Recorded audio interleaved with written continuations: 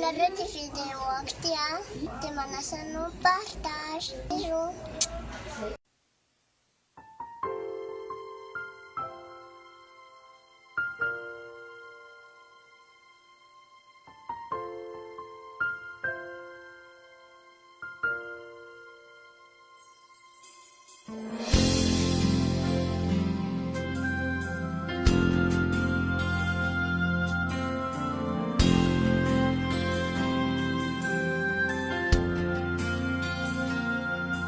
Panayo mitinya lau, fasenui tate raka, rakusine dinau au, pande curi raka.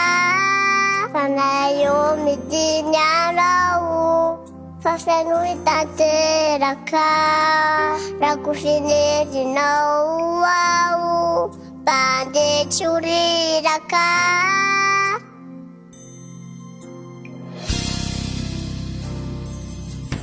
Tenamilanau tutulog yan ako, Cimaye faninu ninu lora ciuyanau, Falieri nau resyani numanga patajaka, Ramajesia tenu.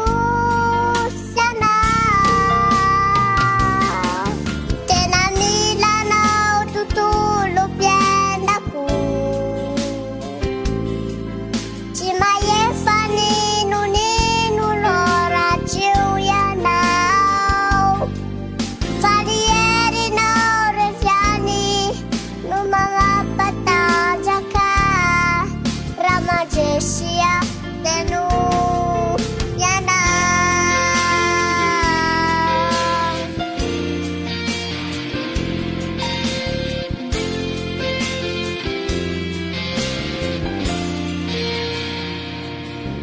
Panayo mitinya lau, fasenui tate raka, rakusine dinau au, pande curi raka.